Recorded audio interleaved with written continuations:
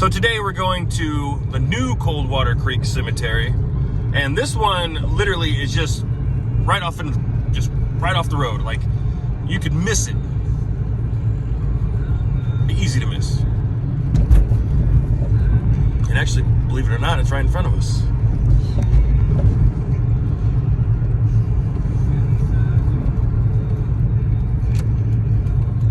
It's a Florissant Golf Club, and bam, we're here.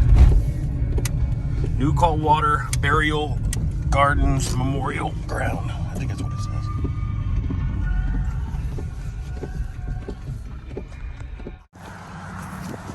So, New Coldwater Burial Grounds Memorial Park.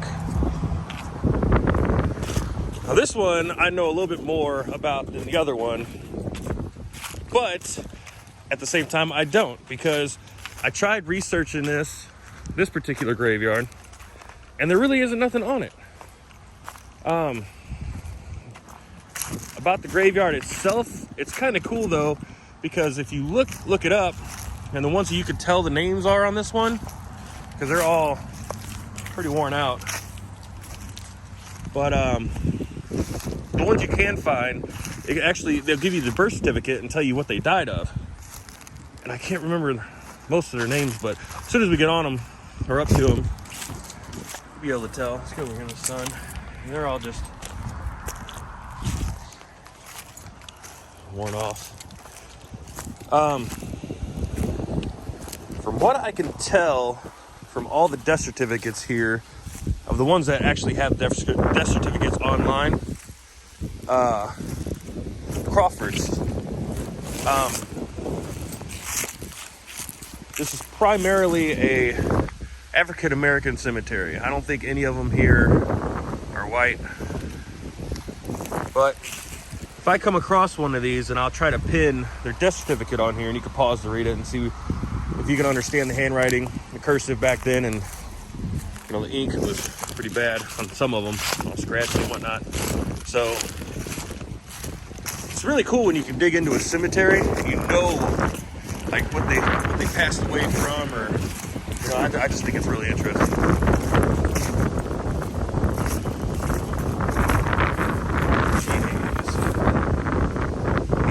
Yeah, this is another graveyard that's, I think, popular between the 1800s, the 1900s, mid 1900s.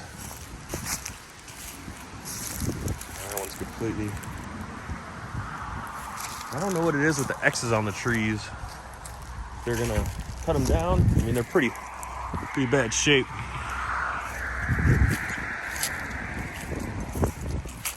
Yeah, it's like the last time I came here.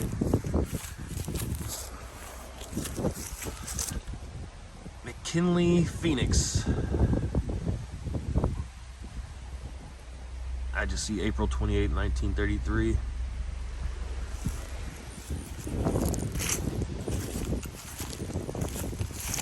This one over here, fun fact, earlier this year, this one, I got a video of it too, actually fell down and was leaning forward, and I just completely came here randomly, because I like checking out random graveyards, and picked it up and put it back where it is, and it survived through all the storms this year. So I'll post that video here in a minute, or clip it in here.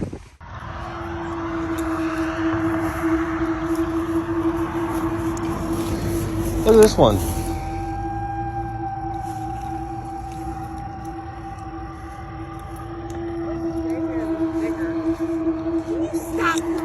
Yeah, I didn't say it was big.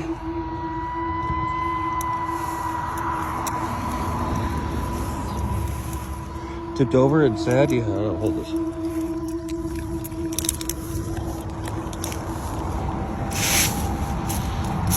It's in the ground. You're not gonna be able to pick that up.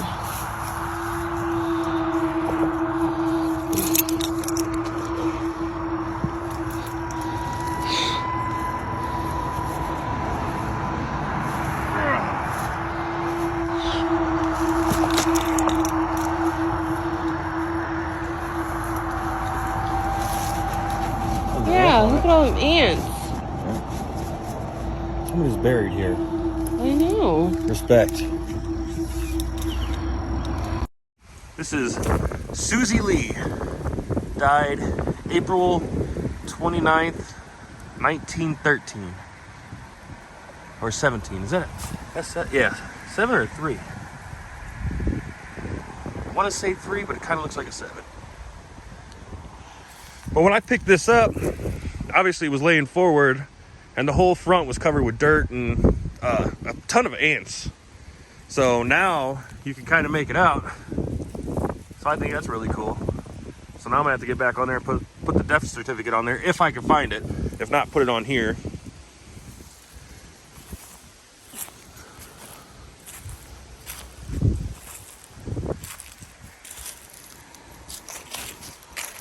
It says home.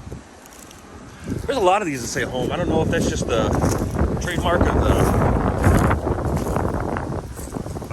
person who made the headstones. Here's another one. It looks just the same. Or if they're kind of like unmarked graves. Now, I will tell you, from the little bit of research that I have found, that a lot of the ones that passed away in this one was from pneumonia. And obviously heart problems and heart attacks.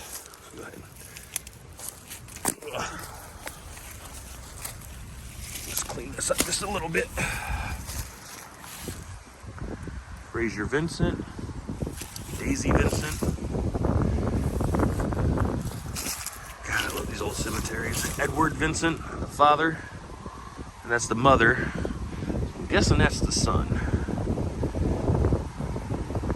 No, that's 1882, and let's say 1877. Oh, maybe no, because that'd be too close. That one just says A. Hey! There ain't much to look at this one, but it's still here. See, there's X's on here. Gotta get some either back in some bad shape because that one has an X on it. That one does. This one don't. It's still. We're here to look at the graves. Well, that's pretty much it with this one. The new Coldwater Creek Cemetery. Coldwater Creek in its own here in Florissant, Missouri. It's dark because they dropped a whole bunch of uranium near the airport, and there's a lot of uranium floating around here in Coldwater, in the Coldwater Creek that actually flows throughout Florissant. So it's funny that they named it Coldwater and New Coldwater Creek. The creek where they played as children carried a secret.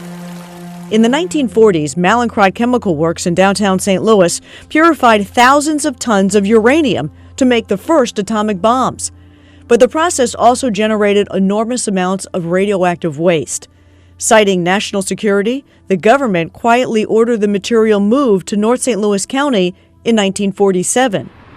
21 acres of airport land became a dumping site where a toxic mixture of uranium, thorium, and radium sat uncovered or in barrels.